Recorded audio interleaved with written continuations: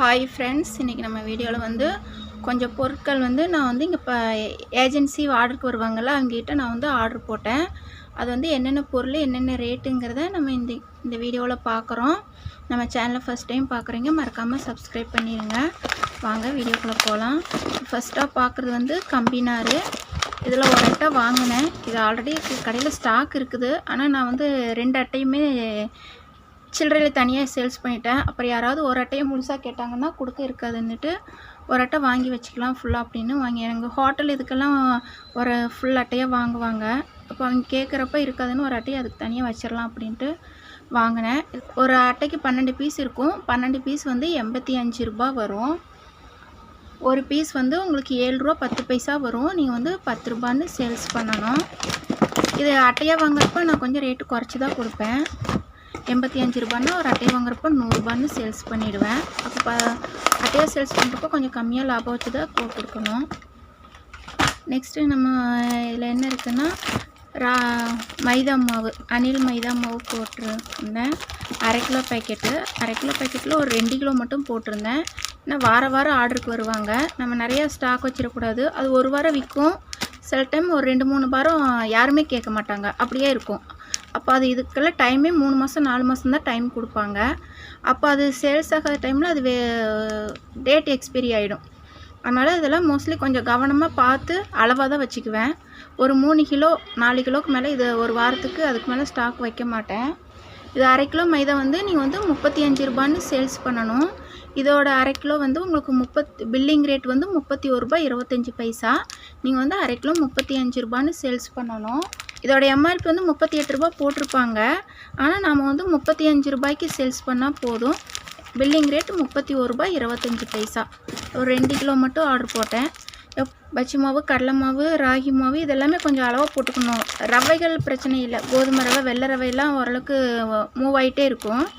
இந்த மாதிரி மாவுகள்லாம் ஒரு டைம் வருவாங்க, ஒரு வாரம் சில டைம் அப்படியே ஸ்டாக்கில் இருக்கும். கொஞ்சம் மட்டும் சேல்ஸ் ஆகிருக்கும், மீதியெல்லாம் அப்படியே இருக்கும். அதனால் டேட் எக்ஸ்பைரி ஆகிடும். அதனால் இதெல்லாம் பார்த்து ஸ்டாக் வைக்கணும், நிறைய வச்சிடக்கூடாது. அடுத்து இது வந்து அணில் ராகி மாவு.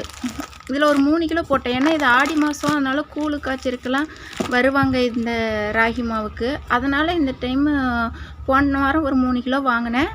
சரி, இந்த வாரம் ஒரு 3 கிலோ வாங்கலான்னு இந்த வாரம் ஒரு 3 கிலோ வாங்கியிருக்கிறேன். இதோட எம்ஆர்பி வந்து 40 ரூபா. நீங்கள் 37 ரூபாய்க்கு சேல்ஸ் பண்ணணும். இதோட பில்லிங் ரேட் வந்து 33 ரூபா வரும். இதில் ஒரு 3 கிலோ மட்டும் ஆர்டர் போட்டேன். நெக்ஸ்ட்டு நம்ம பார்க்குறது வந்து 200 கிராம் மைதா. 200 கிராம் மைதாவில் ஒரு 2 கிலோ மட்டும் ஆர்டர் போட்டேன். 200 கிராம் மைதா வந்து உங்களுக்கு பில்லிங் ரேட் 13 ரூபா 50 பைசா வரும். நீங்கள் வந்து 15 ரூபான்னு சேல்ஸ் பண்ணணும். இதில் மொத்தம் 2 கிலோ வாங்கினேன். நெக்ஸ்ட்டு நீங்கள் பார்க்குறது வந்து சாக்கி. இது ஒரு ஜார் போட்டேன். இதோட எம்ஆர்பி வந்து 230 ரூபா. இதோட பில்லிங் ரேட்டு வந்து 200 ரூபா. ஒரு ஜார் சேல்ஸ் பண்ணுறப்போ 30 ரூபா கிடைக்கும். இதில் ஒரு ஜார் வாங்கினேன். நெக்ஸ்ட்டு நம்ம பார்க்குறது ஜிஞ்சர் பேஸ்ட்டு, இஞ்சி பூண்டு பேஸ்ட்டு, எம்கே. இது எப்பவுமே வாரம் ஒரு 2 பேக்கெட் 3 பேக்கெட் ஆர்டர் போட்டுருவேன். எனக்கு அப்போ தான் பற்றும். இது போன வீடியோவில் நான் ரேட்டு சொன்னேன். ஒரு பேக்கெட் உங்களுக்கு 3 ரூபா 50 பைசா வரும். நீங்கள் வந்து இது ஃபுல் பேக்கெட் வந்து 70 ரூபா வரும். நீங்கள் வந்து 3 ரூபா 50 பைசா வரும் ஒரு பேக்கெட்டு. 5 ரூபான்னு சேல்ஸ் பண்ணணும்.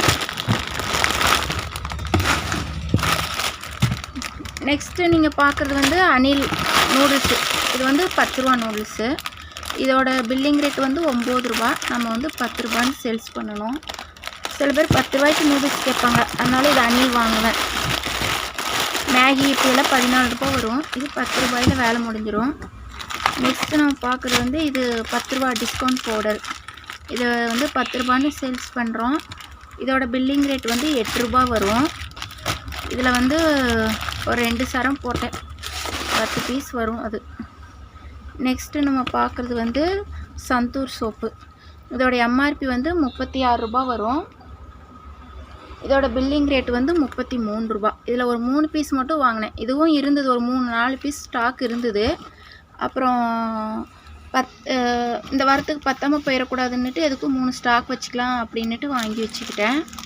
கொஞ்சம் சேல்ஸ் ஆகிறதெல்லாம் ஓரளவுக்கு ஸ்டாக் வச்சுடுவேன், தேவைப்படும் அப்படின்ட்டு.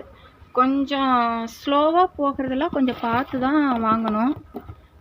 இல்லைன்னா டேட் எக்ஸ்பைரி ஆகிடும். அப்புறம் நமக்கு அது வேஸ்ட்டாக போயிடும். ரிட்டர்னில் ஜாஸ்தி எல்லோரும் வாங்குறதில்ல.